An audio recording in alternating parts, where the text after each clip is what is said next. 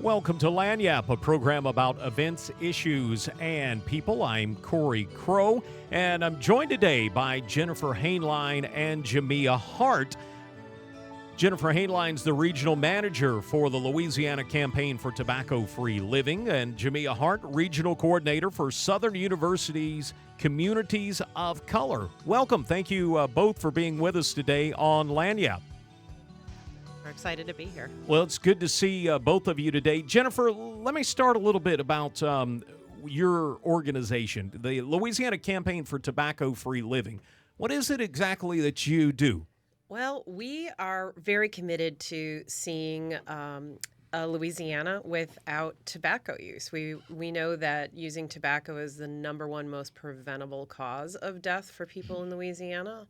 And we still have high use of tobacco. So Louisiana Campaign is really focused on reducing tobacco use rates, getting it out of workplaces, and now dealing with the vaping epidemic. I guess I forgot about smoky bars many years ago because here in Ouachita Parish, we don't have that anymore. Right. But I was down in South Louisiana, and then I quickly remembered that not everybody has those regulations. That's right. Thankfully, we have 34 municipalities who've passed ordinances to make all workplaces equitable.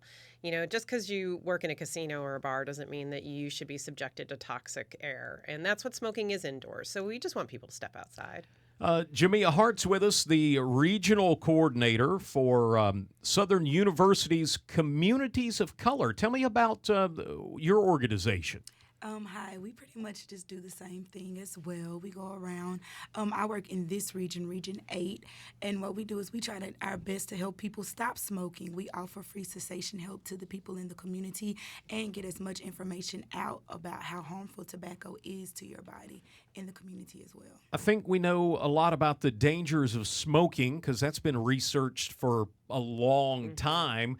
Vaping is sort of a new thing, and it has gotten a lot of people off of cigarettes, but the kids are picking it up as well, right? Yeah, that was a tough thing. You know, when I first started working in this position, kids knew smoking was bad, and those smoking rates were dropping. The problem for big tobacco is they're losing customers, which means they're losing their income.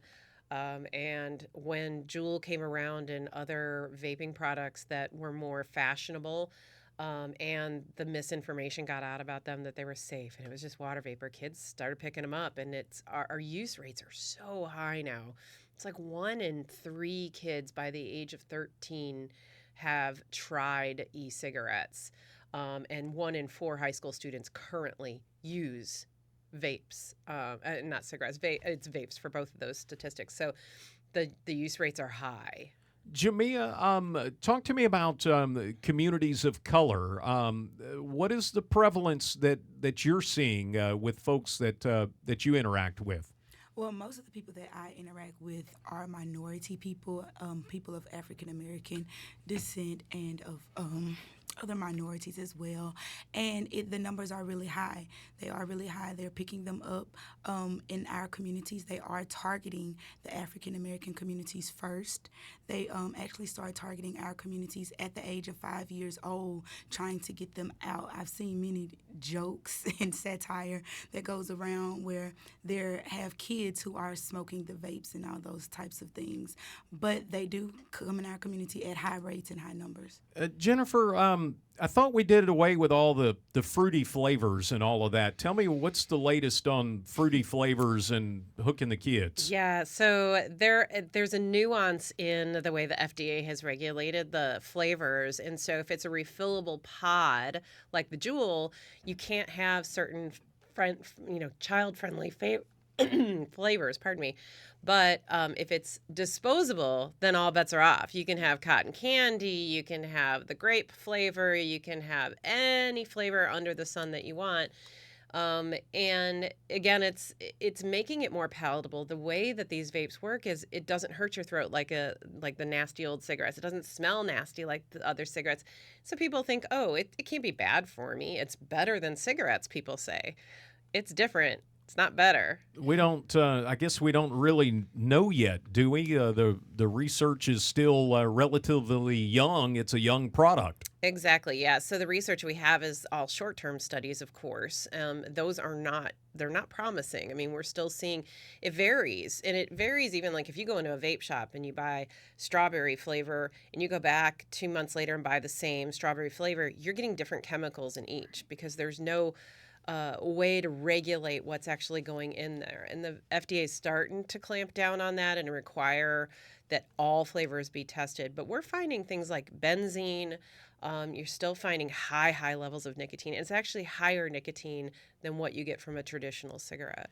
I want to ask you, Jamia, tell me a little bit about, you've got a Vaping Town Hall that's coming up on Thursday, 11 a.m. Where are you guys doing this, and who is it aimed at? We're just aiming at the community as a whole. We want everybody to come out, but we definitely want the people that are in high school because we want the younger community to know how dangerous vaping is. The town hall will be at the Monroe City School. The board office Yeah, the at school 2006 board office. Tower. There we go, 2006 Tower. I'm sorry, excuse me. No, you're fine. But yeah, and lunch will be served as well, too. Is this Vaping Town Hall something that like medical folks would gain knowledge from? Yeah, absolutely. I think that we need anybody who interacts with youth in particular to come out and be a part of what we're discussing, and it's understanding why it's so dangerous. Also understanding the mental health impact that it has on youth.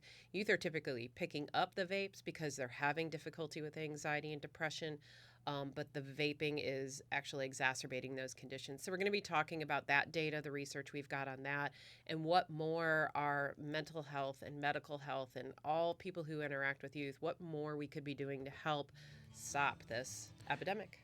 We're speaking with Jennifer Hainline and Jamia Hart. And again, Jamia, the town hall coming up when? It's going to be on Thursday at 2006 Tower Drive. From 11 to 1. Yeah, I don't know. And is it something you need to register or pre-register for, or do you just show up? How does it work? Yeah, we'd like you to register.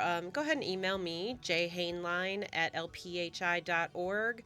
Go to wearenextera.org. But you can email me or just show up if you've got to. We'll have food for you no matter what. We'll have a lot of information. It's the Vaping Town Hall, and again, Thursday at the school board office, 11 a.m. in Monroe. You're listening to Lagniappe on KEDM. Don't forget, subscribe to our YouTube channel. Thanks, Corey.